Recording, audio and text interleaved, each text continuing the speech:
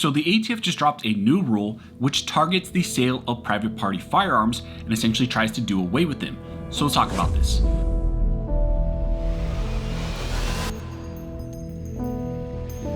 But real quick before you jump into this video, if you think the ATF needs to be abolished, go ahead and hit that like button and subscribe. Also want to thank one of the main supporters of this channel, which is Blackout Coffee. Blackout Coffee has amazing coffee and they're huge Second Amendment supporters.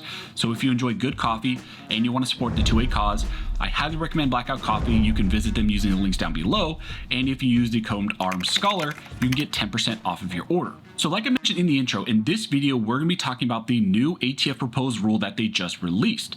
As you guys can see, I'm not in my normal setup. I'm here on vacation in Hawaii, but this was important enough that I needed to put out a more impromptu video to inform you guys about what's going on and what the ATF just released. So the ATF's press release on this states that on August 30th, 2023, the Attorney General signed ATF's Notice of Proposed Rulemaking 2022 R-17, definition of engaged in the business as a dealer in firearms, which proposes to amend the ATF's regulations to implement the provisions of the Bipartisan Safer Communities Act enacted on June 25th, 2022. So again, what they're going to do with this specific rule and what they're trying to do is expand upon some of the language that was in the Bipartisan Safer Communities Act. This press release from the ATF goes on to state that the proposed rule proposes to incorporate the Bipartisan Safer Communities Act definition, predominantly earn a profit. So that was another thing that they added into the Bipartisan Safer Communities Act was you are potentially engaged in the business of dealing firearms if you are doing so to predominantly earn a profit. Essentially, if you earn any profit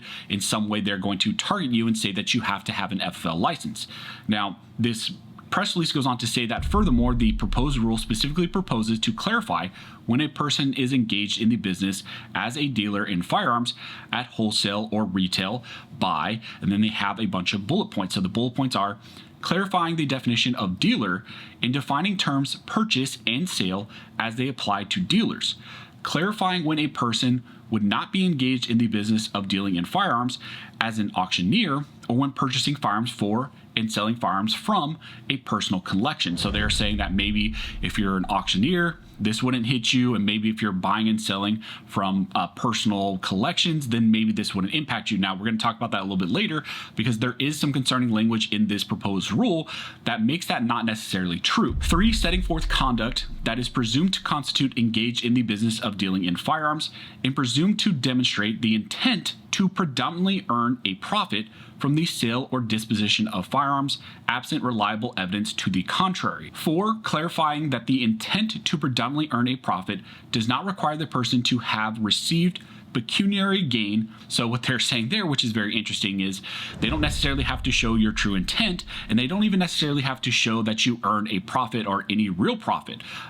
So it's interesting how subjective and how broad reaching this rule actually is. And then it states that essentially this proposed rule is released and there's going to be a 90-day commenting period that is now going to open up once this is published. So once this is published, all of us 2A advocates, we need to go on to the proposed rulemaking and issue our comments in opposition of what the ATF is trying to do. Now, interestingly, when you go a little bit further in this rule, it says that the department has considered, but not proposed in the proposed rule, an alternative that would have set a minimum numerical threshold of firearms sold by a person within a certain period of time. So that was one of the questions we had when we first heard about this rule, was whether or not they were going to put a specific number of firearms transactions that if they take place, then all of a sudden you need an FFL license. Instead, the ATF is saying here that no, we're not going to put a specific number on any of these transactions. Instead, we're going to purely use a subjective standard to determine, okay, when enough transactions or when enough intent is there to where you must have an FFL license.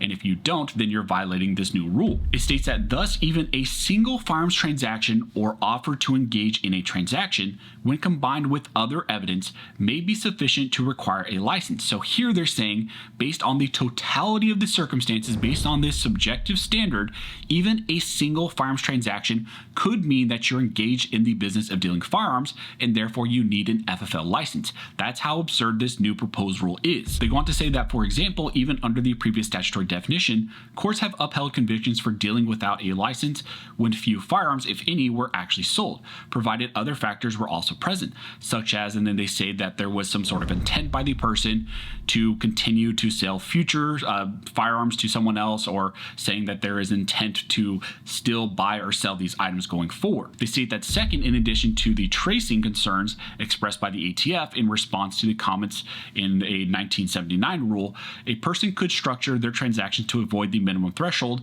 by spreading out their sales over time. So that's why they didn't want to set a specific number. So let's say if they said, okay, 5, well, then someone could potentially sell 4, in December, and then sell 4 more in January. So they're trying to avoid any kind of wiggle room by setting a specific number. So that's why they're leaving it purely subjective. Rather than establishing a minimum threshold number of firearms purchased or sold, this rule proposes to clarify that absent reliable evidence to the contrary, a person will be presumed to be engaged in the business of dealing firearms when the person, 1, sells or offers for sale firearms, and also represents to potential buyers or otherwise demonstrates a willingness and ability to purchase and sell additional firearms. So they're talking about an intent-based standard. If you have an intent to buy or sell more potentially firearms than just 1, even if you just sell 1 and you're showing an intent to buy or sell more, they're saying that you could potentially be under this proposed rule, this new rule, where you would have to have an FFL license. It states that 2 spends more money or its equivalent on purchases of firearms for the purpose of resale than the person's reported taxable gross income during the applicable period of time. So then they're talking about, how much value are you spending? It's kind of a money-based standard as well. They're going to look at, okay, how much are you buying and selling? What is the monetary valuation of that? And then they're going to also use that to determine whether or not you need an FFL license or not. Now, one of the other interesting things that they do with this rule is they say that they're not also going to stick this to a monetary value, not even necessarily the exchange of currency. They're saying if you receive any benefit at all, let's say maybe you're just bartering or trading a firearm, but you're still receiving some sort of a value in return, they're still going to say that's enough. So it's not even just restricted to actual cash and money exchange from one hand to the other. And then there's an interesting one here on 4 when it says repetitively sells or offers for sale firearms, and says A, within 30 days after they were purchased. So if you buy a firearm and then within the 30 days you sell it to someone else, that could potentially make you fall under this new rule and restrict your ability to engage in private party transactions. It also says that if they are new or like new in the original packaging, let's say you buy a firearm and you take really good care of your firearms and you keep the original packaging and then you want to resell it, well, the ATF is saying here through their subjective standard that maybe you would need an FFL license to engage in that transaction, or that you would need to go through a FFL license, do a background check and all that to engage in that transaction. So that's how they're trying to capture as much as possible in this new rule. So that's just a quick breakdown of this new rule. Like I said, I'm going to dig deeper into it when I get home and I can have more time to really dig into all the nitty-gritties of this. But I guess practically for the viewer here, maybe how will this impact you? Well, because of how subjective and broad-reaching this rule is, like I mentioned, the ATF did not set a specific number of transactions. So they said your intent plus just one single firearms transaction or one firearms sale could mean that you fall under this rule. You would need an FFL license to engage in that conduct, because they are going to say that you're engaged in the business of dealing firearms to predominantly earn a profit, and therefore you need that FFL license. And if you don't, then you're violating this new rule and you're subject to serious criminal penalties. So that's probably one of the biggest implications for you, the viewer. And then also the biggest implication would be that potentially you would have to go through FFL licenses, do a background check and all that to engage in this type of conduct for private party transactions. That is something that's been in place in states like California for a while. And now through this new proposed rule, they're going to simply try to take that nationwide. And this is simply a way for the ATF to try to implement some sort of backdoor universal background check, backdoor requirements that you have to go through an FFL license to engage in these types of transactions, or that you have to get an FFL yourself to buy or sell these types of firearms. But if you have any questions, go ahead and comment down below and I'll try and answer the best of my ability. Also, if you like this video and you'd like to support the channel, one of the best ways to do that is to like, comment, and subscribe. All those things help to fuel the algorithm, and it signals to YouTube that you guys see value in these videos and in this type of two-way news. As always, I want to thank everybody who likes, comments, subscribes, who hits the notification bell, who shares these videos. You guys are directly impacting these videos, impacting this channel, and helping me to reach and educate more people than I could ever do on my own. So as always, thank you all for watching. Don't forget to like and subscribe. And never forget, this station was built by armed scholars, and the station will be maintained by armed scholars.